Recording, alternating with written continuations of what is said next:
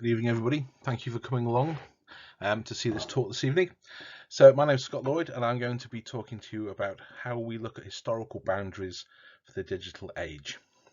So we're going to start with a bit of a classic, the Historical Atlas of Wales by William Rees. Anybody who's done any research on Welsh history will likely have a copy of this on their shelves, or have certainly made use of it. It was first published back in 1951 and was reprinted several times. Three dates I could find were 59, 64 and 72, and probably after that as well. Now, a few years ago, myself and my colleague John Dollery from the Royal Commission, we had to create a layer of medieval boundaries for Wales that could be used on a website and could be digitally accessible via a GIS system, a geographical information system. And we thought, where do we start? How do we create a digital map of medieval Wales? So obviously we made use of Rees's work as a guide. So this is North Wales broken down into the medieval comets and cantrefs. We'll see here Rhyffonio, Gros, Arllechwyg, Arfon, Aberfraw and Llyn. And then also a page in South Wales. But there's limitations here because this is one map divided into two, printed on facing pages in a paper book of a certain size. It's very limited in what we can do. For 1951, perfectly adequate. For 2022, no longer sufficient. We need to provide something different.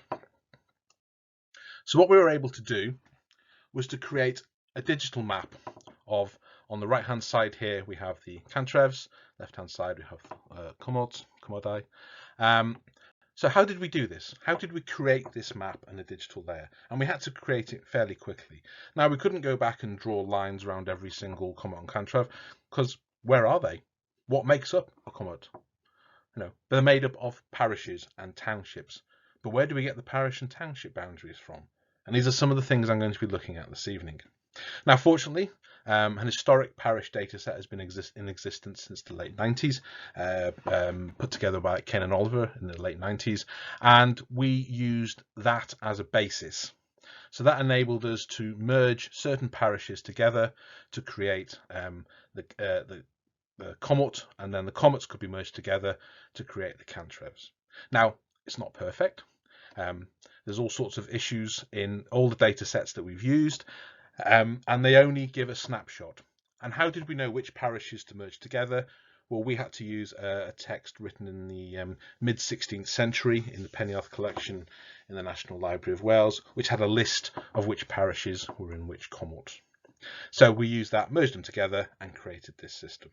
So it took us about 3 days to put this together, and now we have a digital layer that is suitable for use on GIS. And indeed, it's been made available via our website and used by several people. You'll see several variations on this on Wikipedia and elsewhere, where people have changed the colours and the font and made it all different. We will be producing different ones of these, hopefully in the future. With more detailed boundaries, and of course we have to show the variations that exist in the sources. In medieval works we have 10, 12, 15 copies of lists of comets and cantrefs, and guess what? They don't all agree. They often differ in which comets and cantrefs should be where. So we need to show each of those sources individually and try and explain why the differences exist. So this was where we started off looking at boundaries, and then we were asked to join in with a project looking at estate mapping. So, deep mapping estate archives, circa 1500 to 1930. And here we have the page of obligatory logos, as we must have these days. So, the project is led by Dr. Sean Evans at Institute for the Study of Welsh Estates at Bangor University. Also includes Julie Mathias from Aberystwyth University, and myself and my colleague John Dollery from the Royal Commission. Many of the maps are held by the North East Wales Archives, which is basically the merger between Denbighshire and Flintshire Archives, which happened fairly recently, and also the National Library of Wales hold many maps, and they've also undertaken a lot of the scanning work to digitise these maps so we can add them into a web-based system. And all of this has been funded by the Arts and Humanities Research Council, and we're about just over a year into the project now, and we should be finishing in September. So we're reaching a point now where we can start to get material out there to you, the user. Here's the project area. It's situated in North East Wales. You'll notice on the top right hand side we have Chester, and then you'll also be able to see the project area here. This is basically the polygonized ordnance survey mapping that we've done from the 1870s, but it shows you the area we're covering. We chose it because there's a large degree of material available. We know that there was a state mapping and we had the enclosure mapping already been digitized. The tithe mapping's already digitized, and it has a variety of landscapes. We have upland, moorland, we have the hills, we have rural areas, we have urban areas and little bits of industrial areas as well. So the main urban settlement in our project area is Mold, which you'll see on the top right hand corner. The left hand corner is Morddamai, the highest peak in the Clwydian Hills, and running south down the Clwydian Range towards Llandegla, round the bottom of Llandegla Forest, and then back up through Tryddyn and Nurquis, Mold, and then on the Denbighshire side, Llanferris, Llanarmon and Llandegla. They're the 6 parishes we've chosen, and that's where we've done all the work. Previous data sets have tried to do the whole of Wales or the whole of England and Wales, and of course that's a massive task, and they slim down the amount of information they can produce. We've taken this other approach. We've chosen a very small area, and we are basically trying to use every bit of information we can to see what is possible. This is a pilot project. We're still learning on our feet as we go through this. We're coming across issues, we're coming across different sources that provide different information. So we're nowhere near finished. Whether we ever will finish this type of project is impossible to say, but we hope for this small area we'll be able to show what wealth of information exists in our archives. We have thousands and thousands of maps and documents, but we need to be able to get at them and use them, and this is one way we can do that and make them more visible. So where do we start? Well, the earliest consistent and standardised full topographical mapping is the Ordnance Survey 25-inch county series maps for our area, published in about 1870. You'll see here that Flintshire was surveyed between 1869 and 1872, and Denbighshire from 1870 to 1875. They were considered to be a priority area due to the coal and mineral resources in the area, so they were bumped up the list ahead of perhaps where they would have been surveyed otherwise. You'll notice that Montgomeryshire below was a bit later, 1882 to 87, and Carnarvonshire 1885 to 88. So Flintshire and Denbighshire were bumped up the list, and we've got them a bit earlier, and this is very useful. Ordnance survey mapping at this period and this scale, you'll notice it's 1 to 2,500. Now the orange OS maps you use for walking today, they're 1 to 25,000. The mapping of this series is 10 times that scale. So you think about that. That's a hell of a lot of detail on these map sheets. The books of reference were designed to accompany the maps. They were not just the maps themselves, they had a book of reference with them, and every one of those field numbers that you will see on the map actually had an entry in the book of reference which gave you the land use information for that field. As a series of books, these were discontinued in the early 1880s, so only a small part of Wales has them. Flintshire, Denbighshire, I think somewhere in Glamorgan, and a small bit of Pembrokeshire have the books of reference. For the rest of Wales, they were never done. And also, the first edition contains details which were not on the second edition.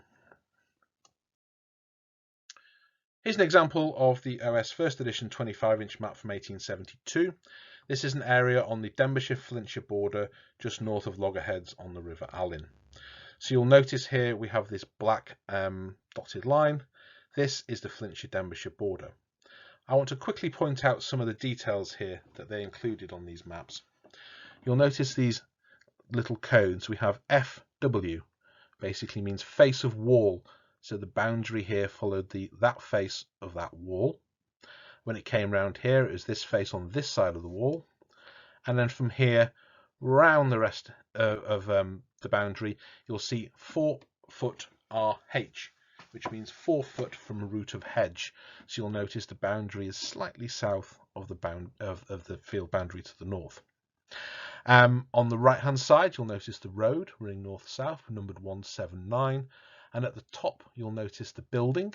So this is a farm called Argoed, and you'll see the parcel is 176. And running through the middle of the biggest building is a brace. This shows that the building, the yard beyond, and probably the other buildings were all to be included in parcel 176. Running left from the building, you'll notice another road heading down towards the river, and you'll notice the small dotted line in the centre of the road, and you'll notice the letters CR, which stand for Centre of Road. This is a township boundary between Hendra Buffer and Gwenafield in the parish of Mold, and you'll see that the north side of the road is numbered 983 and the south side 174. There's different numbering systems for different townships, which are reflected in the book of reference. This map also has the benefit of being colorized. Now, maps were initially made available in basic black and white, but if for a little bit extra, you could have a colorized version, and these maps were often hand colored, and you could purchase them. And from our perspective, these make life much easier. You'll notice it's just a field number. There's no acreage number underneath, as you'll see on later editions, because this information was in the book of reference.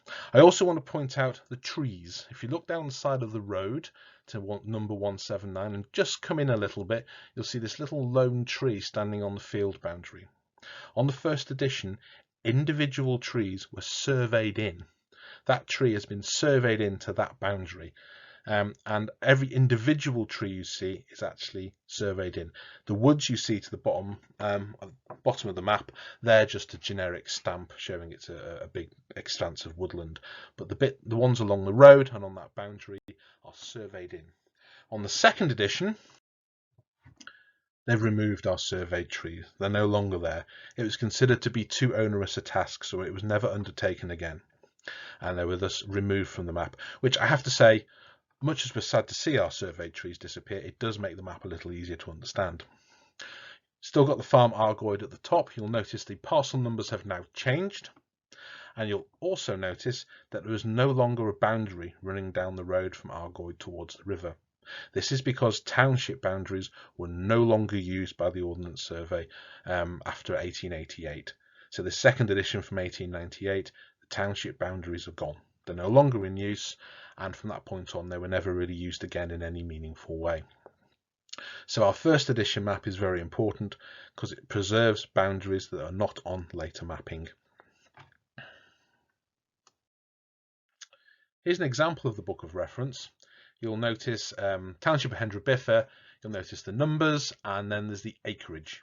You remember I said each parcel only had a field number in and no acreage information. This is because it was hiding in the book of reference here. And then it tells us what that field was used for. The information isn't very detailed, but it does give you a rough indication of what's going on. Is the field arable? Is it pasture? Is it rough pasture in the upland areas? Or is it just a house or a house and a garden? And sometimes you'll find other land use like ornamental garden, and also it points out where there's water, road and railway lines as well. Just above Township of Hendra Buffer, you'll see this is the end of the Township of Gwenafield, and it shows you the four main topics they were interested in recording information for. So you've got land, roads, railways and water. Those are totted up to give individual totals, and then all of that is added up to give the total area of the township in this instance. 1708 acres, and then this was the basis that could be used for all sorts of calculations. You've got poor law calculations, you've got all sorts of other things that went on, so these areas were quite important. So these were produced to accompany the maps, but from 1880-ish onwards they were no longer produced, and this information is not available otherwise. So how did the Ordnance Survey know where to put the boundaries for townships and parishes? How did they get that information? It was very noticeable in the early 19th century that it was noted that it was difficult to know exactly where the parish boundaries were. We sometimes think of these things as being set in stone. I think we've been a bit spoilt by having access to all this Ordnance Survey mapping. But before Ordnance Survey, there was a degree of doubt about parishes and even counties, as we'll see later. But the parish boundaries were very important to the parish themselves. So as Bishop Stillingfleet notes in 1698, it is necessary that these bounds of parishes should be carefully preserved, as they generally are by annual perambulations. So effectively, the parish would get together and they would walk the boundary of the parish, pointing out stones and other important markers. This has slowly died off over the years. But here we have a nice picture from 1906. Here's the perambulation party of Welshpool stopping off for lunch. So these perambulations would take, 2 or 3 days, depending on the size of the parish. And it became more of a community event as much as anything else. But the very nature of perambulations is very important, and we have perambulations going right the way back into the medieval period. So, for our area, the parish of Trwyddyn in Flintshire, this was one of the boundary remark books. Now, we have over 30,000 of these preserved at the National Archives at Kew in London. So we've taken copies of them just for one parish, really, because they're quite detailed. So we have this notebook, a field notebook. This was taken into the field by the Ordnance Surveyor. On one of the first pages in his book, he has a little key map here, shows the parish of Trwyddyn in a sketch outline. And you'll notice the adjoining parishes with their book number added, and you'll see numbers around the edge. You see a number 4, and then round the bottom to a number 16, up to a number 21. These are the page numbers of this notebook, and it's showing where things are. Here is a page from the book. We're going to use this as our example page. So at the top, parish of Llanarmon, 100 of Yale, county of Denbigh. And then underneath that it says the boundary of Llanarmon from page 16 to 21, pointed out by Edward Jones. So Edward Jones was the allotted mearsman for Llanarmon. A mere is a boundary. So the mearsman was responsible for pointing out the boundary, and one was assigned by every parish. And what they would do, they would walk along their parish boundary in the nature of a perambulation, if you will, and along with the mearsman from the adjoining county, and they would walk along their shared boundary, pointing out the boundary features, and hopefully they would agree on the same boundary, and this was noted by the Ordnance Surveyor, who would do these quick sketch maps to show what was going on, and this was just concerned with boundaries. You'll notice on this one here we have 2 boundaries. The bottom left, we have a little mound feature called Moel Lom. And then from there, the boundary heads up towards Blackpool, which is basically a lake.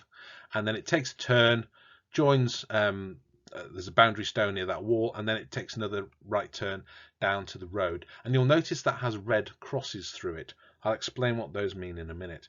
And then there's a second boundary which exists beneath that, adjoining those field boundaries you can see there. So obviously there was some conflict here over to where this boundary should be. And beneath that you'll notice there's difficulty number 2, see boundary report number 1 of the 100 of Mould, page 1 or page 7 perhaps. Each of these little issues was discussed in some detail, and a report was written up.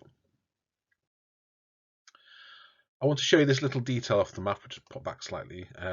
You'll see next to Moel Lom, it says C furrow, centre of furrow. So what the Ordnance Survey have done here, they've drawn a little cross section of the land.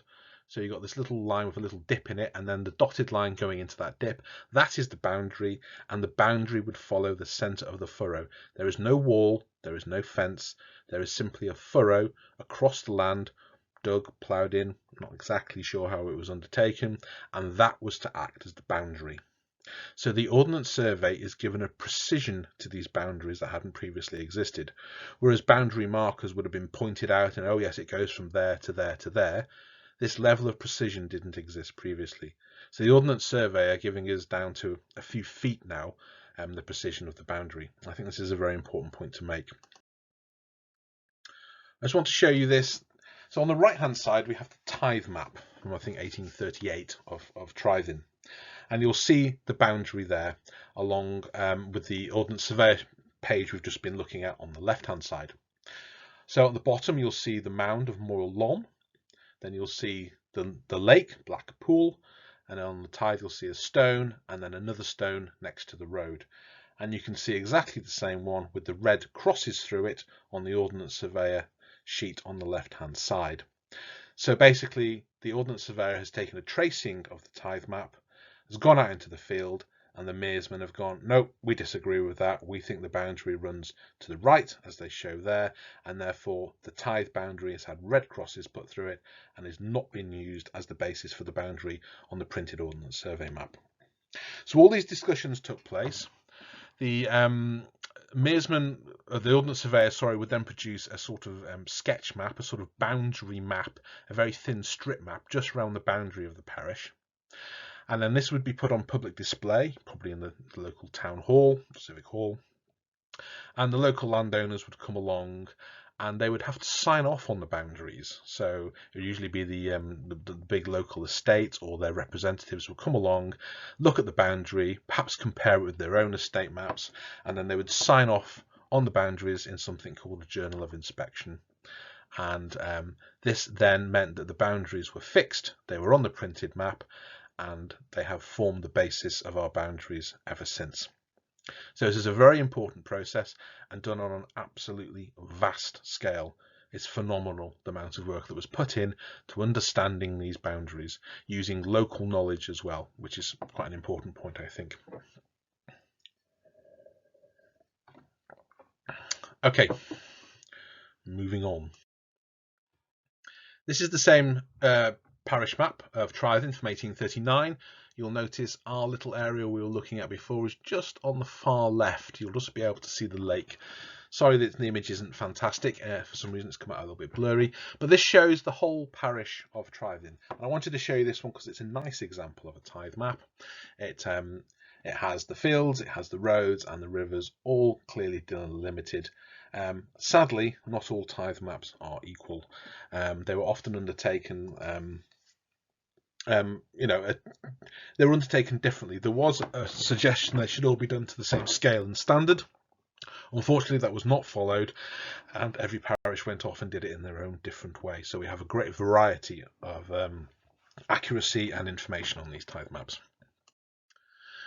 Just to show an example of how good the Trythin map is, here is a closer inspection. You can see the fields clearly delimited, you can see the buildings, the roads, the rivers, and even have some depiction of woodland as well. And it makes it very easy for us to take this map and then to add it into our system.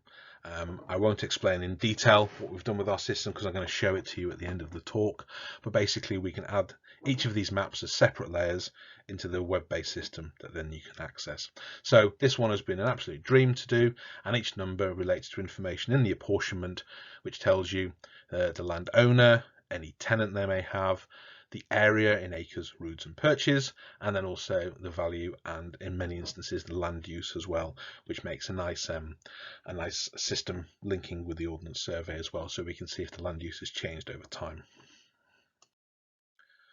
This is a tithe map of Bodidrus, which as you can see is not quite as detailed, not quite as useful.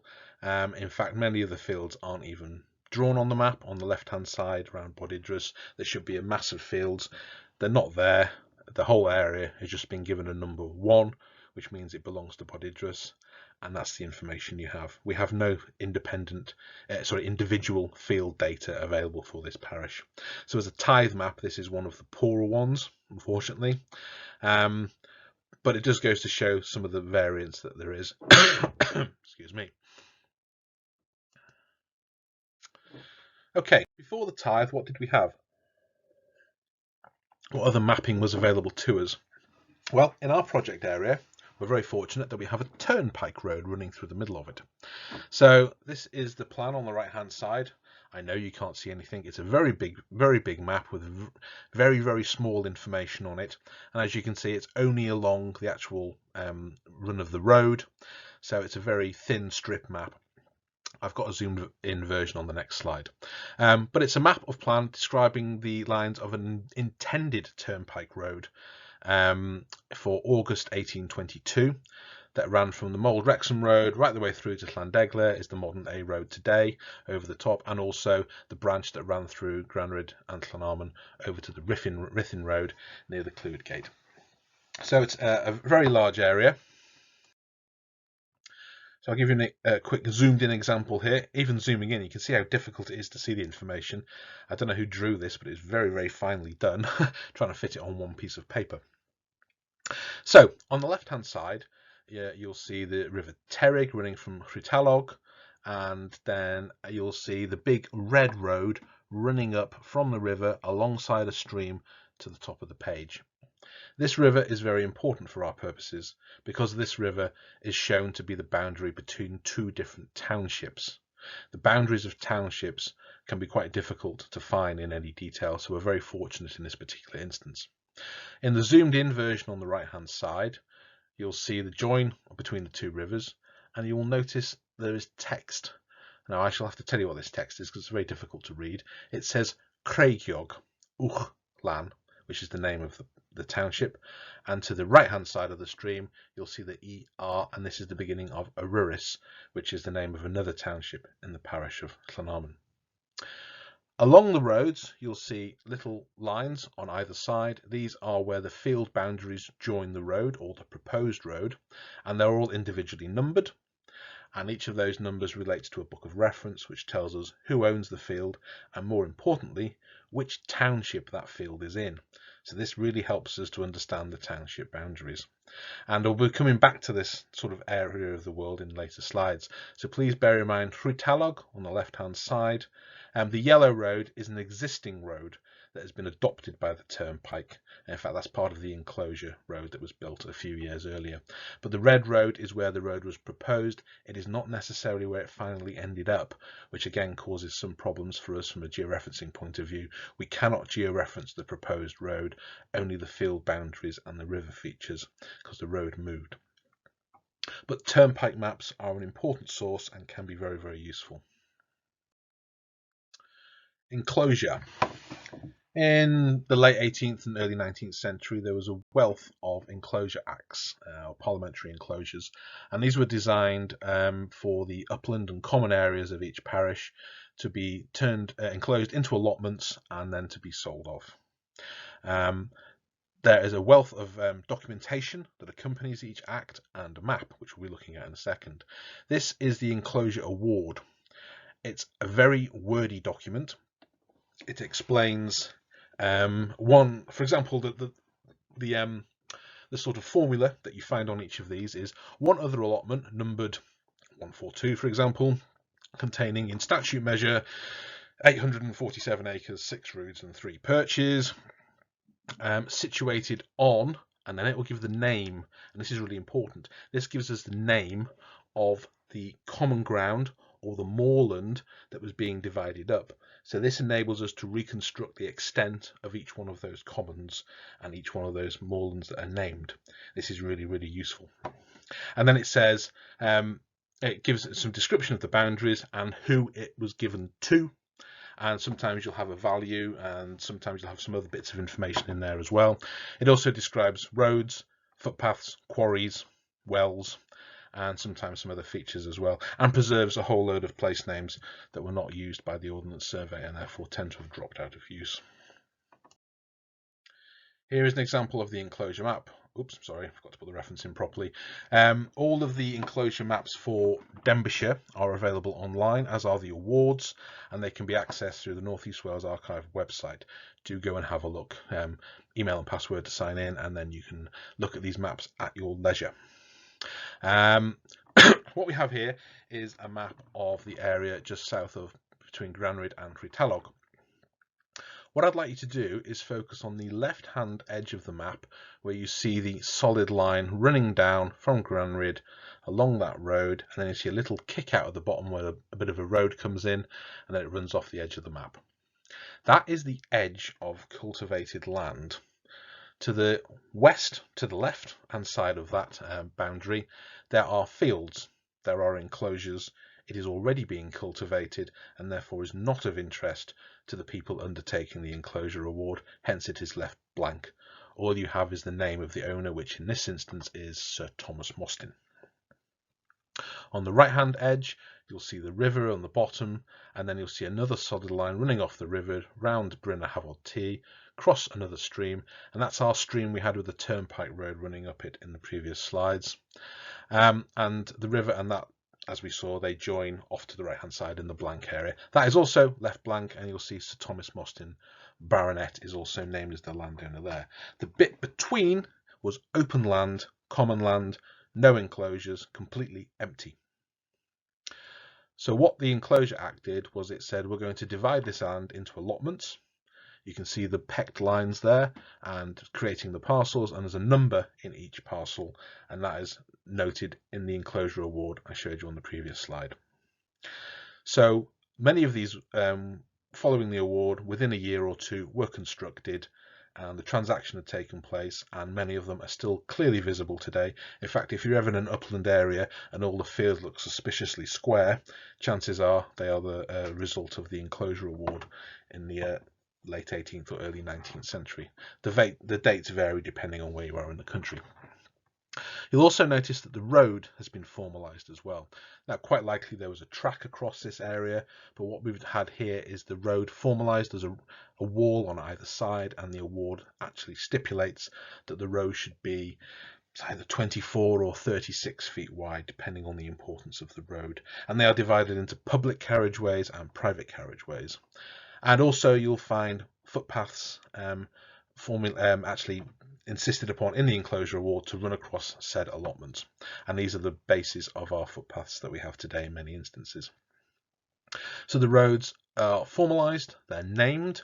This is the first time they're named, and many of them, in fact the road system you see here is still there today, although the road down the left hand side is now little more than a bridleway, whereas the road running down the middle of the map is a B road and is still in use today. On the very bottom of the map you'll notice the bottom boundary is a fairly straight line with a couple of kinks in it, and you can just see the top of a lake, Llyn there at the bottom.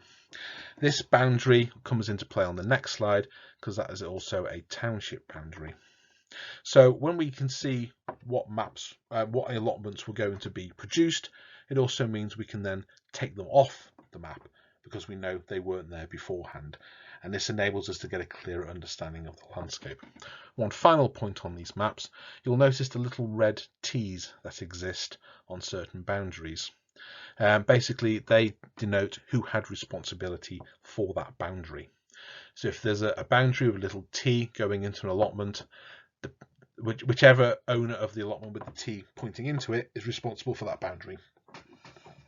You'll notice that many of them, no one is responsible for every boundary. They're often shared up, and even halfway through a boundary the T's will swap sides of the boundary as well. So that was the basis for who had responsibility to maintain that boundary. So these enclosure maps are very important as they offer a bit of a key to unlocking the landscape and enable us to remove a load of enclosures, take a load of roads off or reduce them to tracks, and to get a better feel of what the landscape was actually like. So this area before the enclosure, back into the medieval period, hadn't really been touched in any meaningful way. Okay, this is exactly the same area down the left hand side, little kick out for the road, and you'll notice there's that boundary along the bottom, there's the lake, and there's our stream at the top which the turnpike ran along. This is a fascinating map. This is a map that was surveyed by Thomas Baddeslade in about 1740 for the Grosvenor estate, to highlight the common and upland areas of Bromfield and Yale, to show previous mine workings, encroachments, and it's an enormous map. It's 3 meters square, and it runs from Molfamau and Loggerheads in the north, right the way down to the high ground to the River Dee at Llangollen, and all the way across nearly to Wrexham, and then the other way nearly to Corwin. It's a huge map and was really quite difficult to digitize, but we will be making this available on the website in due course. But I just wanted to show you this. On the previous map, this area had all the allotments and the roads dotted in. This shows what it was like before that took place. So this is 60 years earlier, and you can see there was nothing there. On the left hand side we still have the same boundary, so we know all of that was enclosed by 1740. So our knowledge of those fields has been pushed back another 60 years. You'll also notice Creigiog Uwchlan, which is the name of the township. So we have a boundary for the township now, running along the top of the stream, as we know from the turnpike map, and we can see from the dotted line at the bottom that was the township boundary. And there's a couple of features here on the left hand side: great stone, then we have turf pits, heap of stones, and round ring of stones. So we have a boundary delineated with some features, and you'll also see that this was once part of the lordship of Valley Crucis, which of course is the Cistercian abbey at Llangollen, founded in 1200. We'll do a little bit more of that in a minute. A fascinating map with fascinating details on it, and because it was so large it was very rarely used because it was very difficult to get out. Now we have it digitized, we can really make use of it, and I'd like to thank the Grosvenor Estate Archive for allowing us to use it for this project. Here's another example of a map from the mid-18th century. This is from the 1750s and is one of probably a good 15 to 20 maps of this area that were produced for a legal case between the Grosvenor family, who are claiming land in Denbighshire, and the Lords of Mould on the Flintshire side. This is the county boundary, and there was confusion as to where it ran. Now, this is particularly a problem on more upland areas. So this is on the main road between Mould and Ruthin, Mould to the right, Ruthin to the left, and you can just see the river running down the left hand side of the map, and there's the loggerheads, which many of you have probably driven past at some point. And the red line is the boundary as it exists today between Flintshire and Denbighshire. So this boundary in red is what we have today. They were the ones who won the legal case, the Lords of Mould. The Grosvenors did not win in this instance, and they were claiming the boundary ran along the green line. And the argument was about because of mines that were sunk on basically an unenclosed area, and they were saying, well, where is the boundary? And that's where a lot of the problems came about. It's a fascinating case with a mountain of archive and mapping, and I'm sure somebody would love to give a talk on that one day. A lot of work has been done on it, and it is fascinating. But what I'm going to do now is I want to zoom in on a particular area, on the green, the sharp corner on the green. But it just goes to show that even a county boundary was uncertain by the mid-18th century. There were still arguments as to where it ran. So the question is, where did it run in the medieval period? It makes it even more difficult. Okay, here we can see the boundary, and you'll see the three mounds of stones running up to the corner, called Craig Maddog, and then it turns left, and you see a little hill symbol, got Bryn Dadley, or it says all the Hill of Dispute, and then across we have Bryniau Cochion, Carrigavoich. We have all these different names, many of which are completely lost to us now. But if you come down, follow the green line down, just below the yellow line, you'll see a cross. And then we have a text here, which is quite interesting and quirky. A heap of stones where Mr. Wyn of Iarth was found dead, and the coroner and Denbighshire jury sat on the body. Now, not literally sitting on the body, the jury sat to consider the death. But it shows that it was the Denbighshire jury that sat. And this is one of the arguments, saying if the red line, if the Denbighshire is the other side of the red line, why were the Denbighshire jury sitting in what is now Flintshire? And this was one of the claims, that Denbighshire actually ran up to the green line. Indeed, from a topographical point of view, the green line does make a bit more sense than the red line. But this was a court case 270 years ago, so I'm not going to get involved in that one. But it's very interesting. There's a wealth of information on these maps. They cover the whole boundary, right the way down from sort of the Nurquist-Llanarmon boundary all the way up to nearly up to Kilkin. And there's many of these maps with a wealth of information on, and we will be showing some of those on the website as well. But the point is, there was uncertainty of even a county boundary at this point. Okay, this is an estate map from Nurquist Hall. This is dated to 1734. The main part of the map here, you can see on the left hand side, is upside down to modern eyes. It runs south at the top, north at the bottom.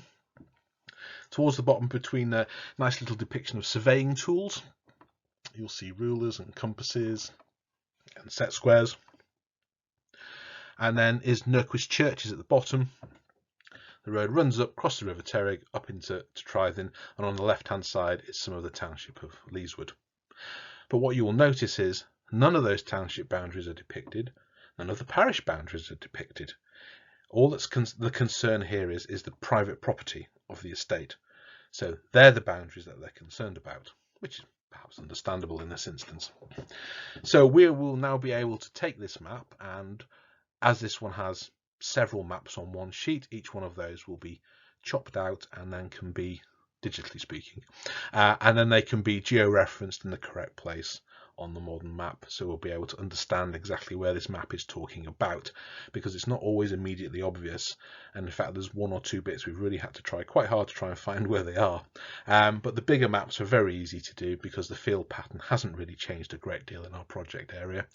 And here each of the field has a number, a book of reference, which tells us its size, its land use and its value, because let's be honest, that's what they were most interested in, was the value. So, a fascinating map, and there was a whole series of these in a very large volume, so we had them all digitized whilst we had the volume, and we'll be making them available, and the digital copies go back to the original archives in North East Wales, and they'll be made available through their systems in due course, I'm sure. This one is also interesting because it shows an elevation of the front of Nurquist Hall at the bottom there, so it's quite an early architectural drawing of the main hall. Yeah, we have dozens of these types of maps digitized now. The digitization took place in November, so we've been going through the maps, sorting them all out, and now we're ready to start producing these and adding these, and also polygonizing these, so each field parcel here you'll be able to click on and see the information from the accompanying book of reference. So you can have as much information as possible, and they all layer on top of each other, so you'll be able to see the history of that field through all the different mapping we have available for it. Okay, the mapping sort of runs out in the 17th century. The earliest map we have for our area is 1620 for an area of Tryfan, but you know, once we get back into the 17th century it becomes a bit thin on the ground, the mapping, and so earlier than that we have to rely on documentation. And this is where the project has been very interesting, to see how documentary sources can be mapped. Because documentary sources give us descriptions of landscapes, they give us place names, we can depict that on the GIS system, and then we can show that as a layer to you. So we can take a written source and turn it into a map with lines on it based on that source. So we're going to look here at Craigog Ucha, or Craigog Uchlan. This is the township we've been dealing with the turnpike map and onwards. So the name is first mentioned in a foundation charter excuse me,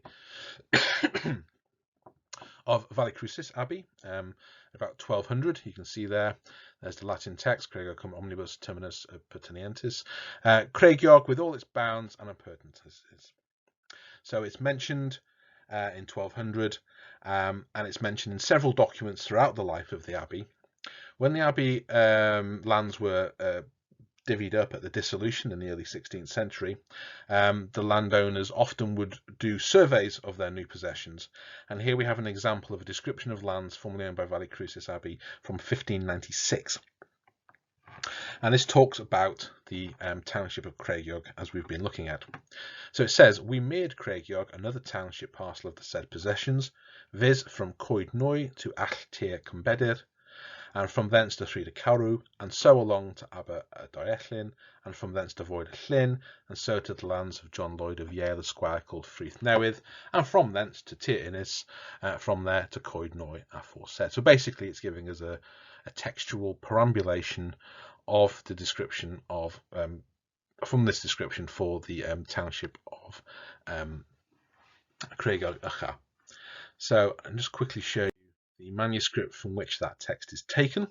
So there we can see, we made Craigog another township, as I've just shown you. But that's an example of the actual document from 1596, which lives in the record office in Ruthin. So what we can do now, some of those names we don't know, but some of them we do.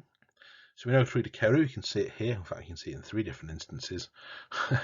And Allt Gumbid is also there. So we have some of the names mentioned. This line, the line along the bottom, is that quite straight line we saw on the enclosure map. The lake is just off the bottom of the map.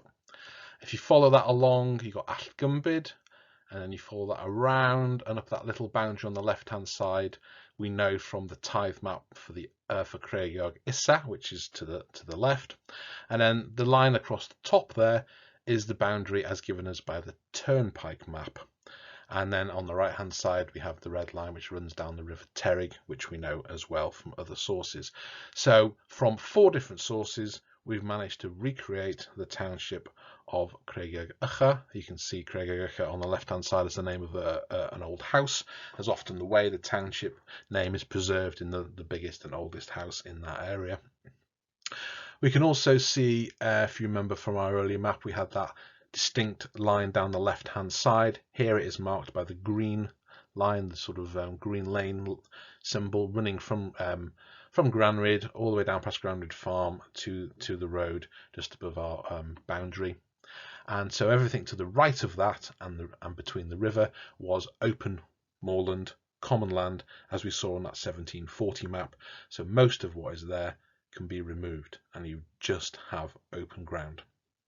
So that means that when the monks had this land, the bit to the right hand side of the track would have been open moorland, possibly used for sheep grazing, and everything to the left hand side, well, we know by 1740 it was turned into fields. Was it fields earlier? We can't say for certain, but it's quite possibly the fields go back quite a way pre-1740, but as yet we don't have the evidence to prove that. So we'll have to leave it as pre-1740 for now. So who knows how much of that was enclosed and how much of that was used by the monks from Valley Crucis. But we can actually put a boundary on this for the first time. So this is an important step forward, and we can do this for some of the other lands of Valley Crucis as well that are in our project area. Marcher Lords. I'm just going to run through a quick run through some of the slightly earlier things. The Marcher Lordships are very interesting. They exist primarily from, well, they were around from the sort of early 12th century, but they become more prominent after the Edwardian conquest, and they're important because they give a slightly different set of boundaries on the Welsh landscape. There's a vast archive of information about the Marcher Lordships, and there's a lot of mapping work to be done to try and show how the boundaries changed, how the ownerships between the different lands changed, and we are involved in a project that is hopefully going to be looking at this in more detail. So hopefully we'll be successful in our funding bid there, and we'll hear a bit more about that later in the year. But the Marcher Lordships are a really important part of medieval Welsh history, and as for mapping them, again, we have maps. Like we saw at the very beginning of the talk, we have a map which will show them all for the whole of Wales, like this one here. It will draw the lines. It gives you an idea where everything is, but it's not suitable for zooming in to a very local level to trying to understand. So we have to recreate these boundaries by going back through the mapping sequences as we've done for our project area. So there's a large task to be undertaken there. And of course, some of the lands, although they were owned by the Marcher Lords, part of these lands were owned by bishops, for example, or the king would own sections, or wherever it was, and so there's little gaps in these lordships as well. They're not exactly a complete whole as they're depicted on a map. So lots of work to be done there. However, there are also records and extents from this period, and we're going to have a quick look at one of them here. So the area we've been looking at covers the old Marcher Lordship of Bromfield and Yale, or Yal, as in Llanarmon and Yal. So in 1391 there was a document which went through all the different lands, and it has all sorts of accounts in there and so on. But what's really interesting is the boundary description. So we're going to have a quick look at this because we're already familiar with some of this and what we've looked at. So the boundaries and limits between Yale and Hopedale extend to the place called Rhutalog, which, as we looked at on the turnpike map and elsewhere, is where the road ran to.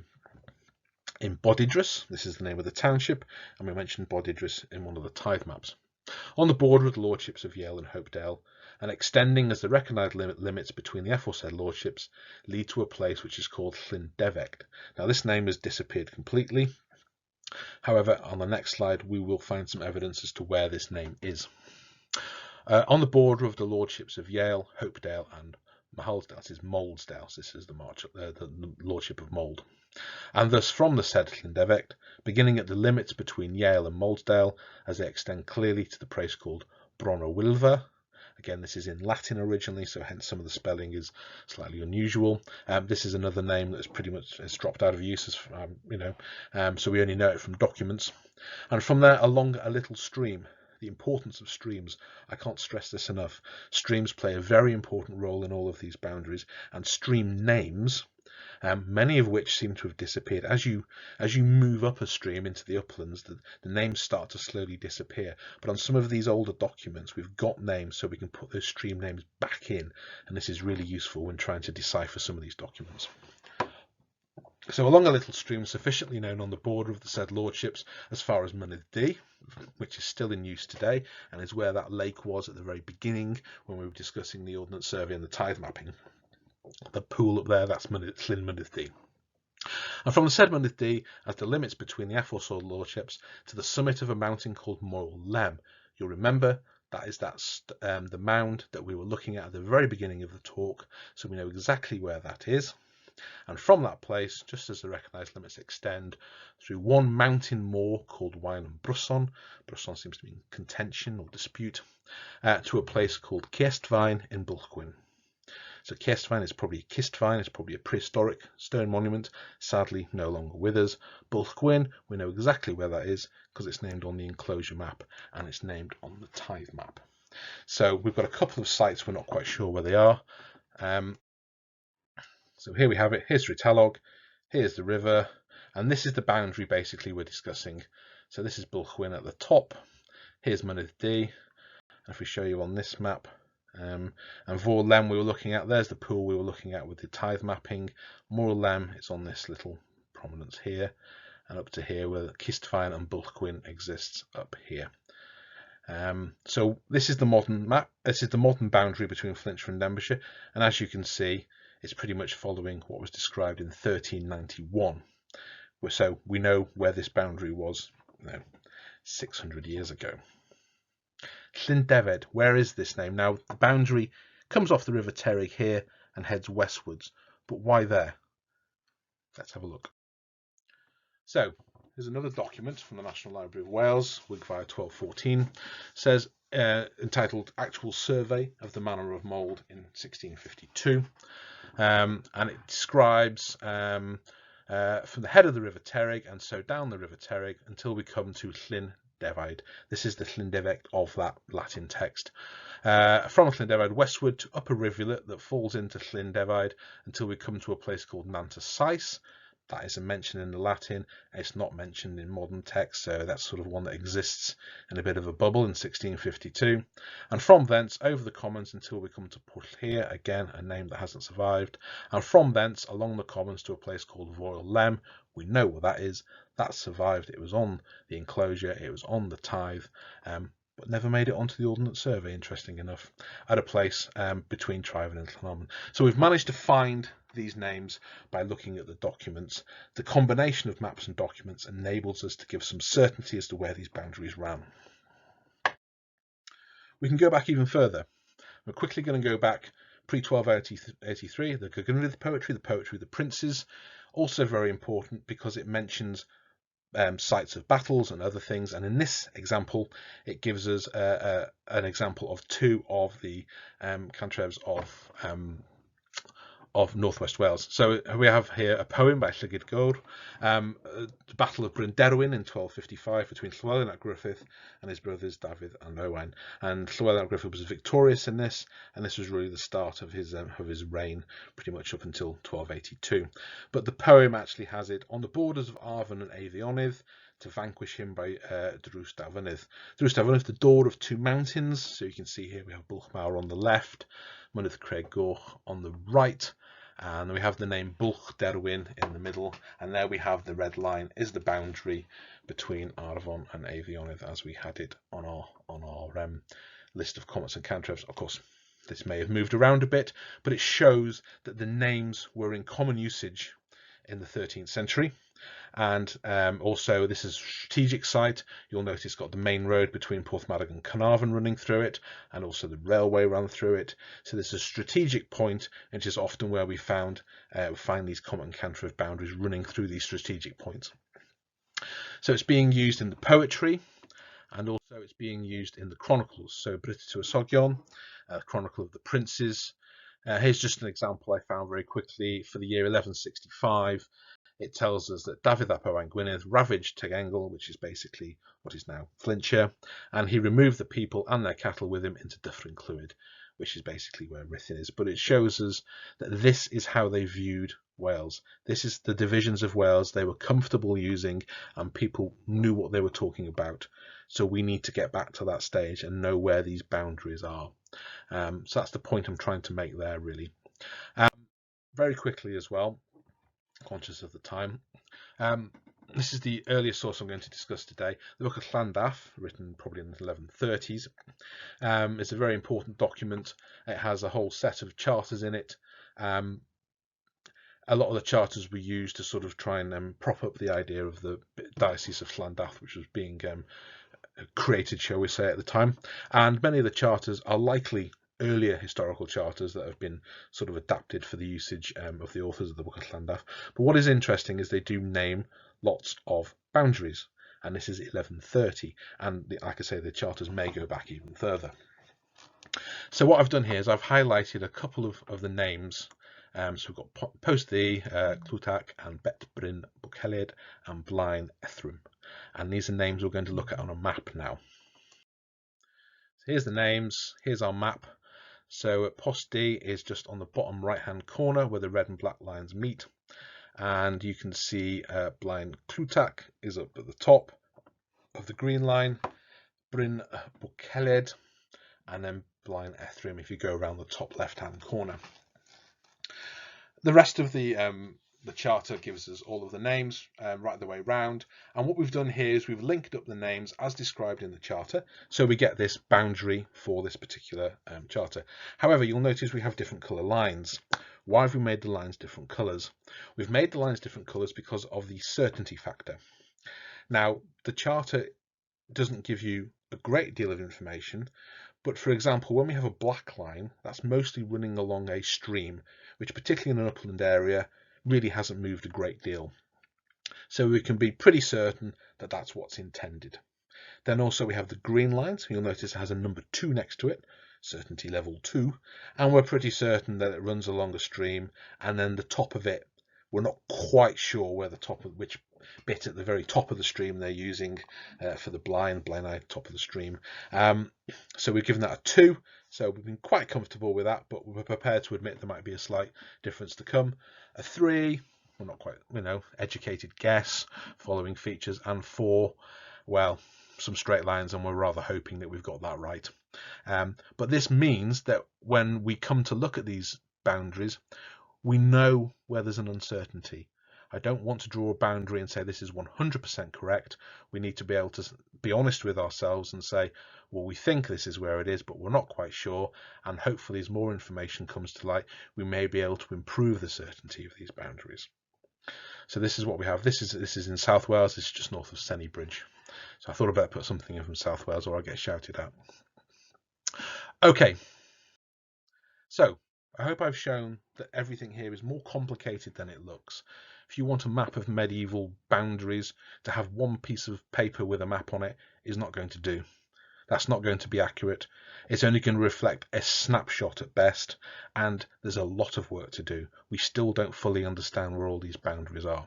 Work has been done in the past, and some parishes and some areas have had some very good work done, and increasingly this is being done in a digital age. So we hope to be able to incorporate some of this information into the system we're working on as well. We have to use all the different records that are available to us, and I haven't even touched upon any archaeological evidence, which is something else we can use as well. But we can gather this information together, we can provide you with the maps as well, we can provide you with the polygons. So what I'm going to do now is I'm going to show you quickly how you can use the system. We're going to send you the hyperlink, and you'll be able to click on that, bookmark it in your web browser, and you'll be able to look at these maps as we make them available over the coming months. So I'm now going to finish my talk and hand over to the live demonstration. So I'm going to hand over to myself, and thank you very much for listening.